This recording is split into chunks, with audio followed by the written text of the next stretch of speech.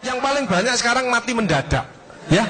Enak-enak ngetik langsung kik mati ada, ya. Enak ngajar seret kik mati. Enak ngitung duit ini kik langsung mati, ya. Mati mendadak paling banyak. Tadi baca di koran sopir mati, ya, dan lain sebagainya. Nanti saya ulas bagaimana sedikit aja. Jadi yang pertama bersyukur, jangan pernah mengeluh. Begitu panjenengan ngomong aduh wah, maka yang keluar adalah hormon kortisol. Kortisol itu memicu diabetes, darah tinggi, kolesterol, jantung, dan lain sebagainya. Jadi kalau ada orang sakit, mungkin dia sering mengeluh, mungkin dia egois, ya. Tapi kalau bersyukur, ya, bersyukur itu hormon kebahagiaan yang muncul. Endorfin itu menghilangkan nyeri. Jadi kalau ada orang yang badannya suka capek-capek, orang itu pendendam, orang itu musuhnya banyak, belum bisa memaafkan. Itu cirinya. Karena kortisol keluar, maka tulangnya akan dimakan. Jadi keropos orang itu tulang. Jadi osteoporosis itu karena. Nah, yang penting itu introspeksi diri. Ini yang paling berat, ya, introspeksi diri. Kalau makin tua, itu harus makin wise, makin bijaksana, makin ngalah. Bukan makin ngeyel. Kaisok. Oh, mati, ya. Itu kortisol, ya. Sehat yang penting, mau olahraga. Lah olahraga itu yang penting teratur, terukur sesuai umur. 70 tahun datang Pak Agus, saya boleh olahraga. Bagus Pak. Ototnya supaya kuat, ototnya tidak mengecil, jantungnya kuat. Bapak milih apa Pak? Futsal. Lu 70 tahun kok futsal, ya Mak. Potel sih gile, ya. Ini. Yang penting optimis saja, ya. Nah, berkah. Ini istiqomah, ini lebih berat lagi. Pengalaman saya dalam hidup yang berat adalah introspeksi diri, belajar ikhlas, dan istiqomah. 3I itu berat-berat semuanya. Bersyukur. Jadi bersyukur itu keluar hormon endorfin, menghilangkan nyeri. Itu 300 daripada derivat morfin. Jadi kekuatannya itu 300 kali morfin. Jadi kalau orang itu bisa ikhlas, bisa memaafkan, maka orang itu tidak ada nyeri, ya. Endorfin, serotonin untuk kreatif inovatif, meskipun sudah pensiun tapi tetap kreatif. Dopamin untuk semangat seperti ibu bapak tadi. Terakhir adalah oksitosin untuk kasih sayang. Itu bersyukur. Kalau yang kortisol tadi itu tersinggung, ngamuan, egois, gak cocok, ya. Itu memicu daripada dia. Jadi kolesterol itu bukan dari makanan. Sekali lagi saya tekankan tuh bapak-bapak, jangan takut dengan makanan. Karena makanan hanya 20%. Asal hatinya ditata. Penyakit diabetes, jarak tinggi, semua itu sumbernya dari hati. Kalau hatinya tidak ditata, tidak bisa. Kadang-kadang saya lihat suami istri datang ke manten gitu. Lalu suaminya pengen ketemu reuni, pengen ngicipi gulai, baru ngambil sak sendok ditamplek. Ojo iku ya. Pindah kekil tamplek manek, ojo iku ya. Arep diuncalno sak karepmu Bu, wis mbuh. Dhisik melarat gak iso tuku, saiki gratis gak oleh mangan. Iki apa maksudnya? Ternyata suaminya kena diabetes, kolesterol, darah tinggi. Itu bukan karena sate dan kekil, karena jengkel sama istrinya, ya. Jadi jangan sekali-sekali melarang orang karena 20%. Bahagiakan. Kalau panjenengan pengen bahagia, tidak sakit-sakitan, sweetness, bahagiakan orang lain, kau akan bahagia. Makanya pasien saya banyak, karena saya tidak pernah melarang. Jadi durian boleh Pak Agus, syukuri, nikmati. Bebek sinjai Pak Agus, syukuri, nikmati. Sehingga banyak pasien saya datang, terus akhirnya seneng. Pak Agus, kepiting boleh. Loh, sing ngendok Pak enak, ngejak aku, layar. Ya, jadi satu boleh Pak Agus. Kok satu? 2 boleh Pak, tidak ada masalah. Loh, nanti kolesterol asam uratnya apa tidak naik Pak Agus? Tidak mungkin naik Pak, yang penting Bapak tidak usah periksa lab. Nah, oksitosin hormon love hormon kasih sayang. Ini yang penting. Bapak itu harusnya belajar sabar, latihan ikhlas, ojo tersinggung, berikan reaksi positif meskipun aksinya negatif. Orang lain menjelekkan kita, tidak usah dibalas, ya. Ini slide. Jadi hati 70%, kebiasaan 10% ini yang malas olahraga. Makanya harus tetap olahraga, minimal jalan kaki, ya. 20% makanan, tidak usah takut dengan makanan. Kalau ada silahkan bersama-sama. Yang penting senang, ya. Slide. Hati senang. Nah, yang penting saya tilat, ini lemak jahat jangan sampai lebih dari 100. Ini yang menyebabkan jantung berhenti. Mati mendadak itu karena ini. Ini biasanya orang itu pendiam, introvert. Jadi kalau ada orang ada masalah, itu dipikir, itu resikonya kalau tidak jantung ya kanker. Tapi kalau cerewet, resikonya stroke. Ya. Makanya harus tengah-tengah saja. Sebab penelitian terbaru, banyak suami-suami meninggal, salah satu penyebabnya banyak istri-istri yang cerewet. Ya. Tapi kalau suami sakit, istrinya bagus, biasanya dia egois. Kalau egois diturunkan, cerewet dikurangi, terjadilah keluarga yang harmonis.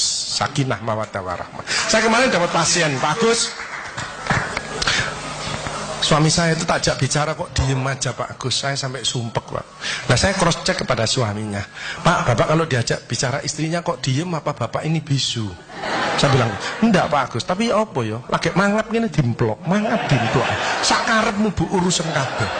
Jadi sekarang banyak ibu-ibu, saya kemarin satu hari 3 ibu-ibu otaknya mengkeret. Namanya brain atrophy. Karena semua diurus. Suaminya diurus, anak diurus, PKK diurus, posyandu diurus, gak kuat. Gak kuat.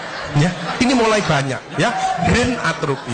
Makanya jangan coba-coba merasa dirinya paling benar, paling pinter, paling bisa menyelesaikan segalanya. Orang itu ditempeli penyakit dan akhirnya bunuh diri. Tepuk tangan untuk kita semuanya. HDL ini lemak baik. Kalau HDL naik, maka LDL-nya turun. Ini adalah olahraga atau guyonan. Makanya orang yang serius itu cepat mati. Ibu kalau ngeramai suami, main ngomeli suami sudah senden di tembok, ini berarti wis nyerah. Ojo diterusno. Karena mau mulai mati ya. Ini mulai banyak. Ada ibu-ibu ke saya nangis. Bu, kenapa ibu nangis? Pak Agus, mungkin suami saya meninggal karena saya, Pak Agus. Tak lihat lambene ndumblik. Mungkin Bu, tak omong-omong. Ya. Ya sekarang bagaimana? Nggak mungkin bangun lagi. Ibu kirimi doa aja. Semoga Tuhan memaafkan. Sebab nggak bisa. Istri nggak akan masuk surga tanpa ridhonya suami. Nggak bisa. Manggil suami dengan nada keras itu dosa. Nyuruh suami datang ke istri itu dosa besar. Sekarang ini yang banyak malah lambene bojone dikruwes. Bu, ojo marah ae ta, cucune lho, masuke sampai sore, sudah PR-nya banyak, sik diomel-omeli. Menengo ya, didik anak gak gampang, gak usah melok-melok, tak kruwes lambemu pisan. Jadi ini, makanya mohon maaf kalau sudah tua tetap olahraga, ya. Ini yang bahaya.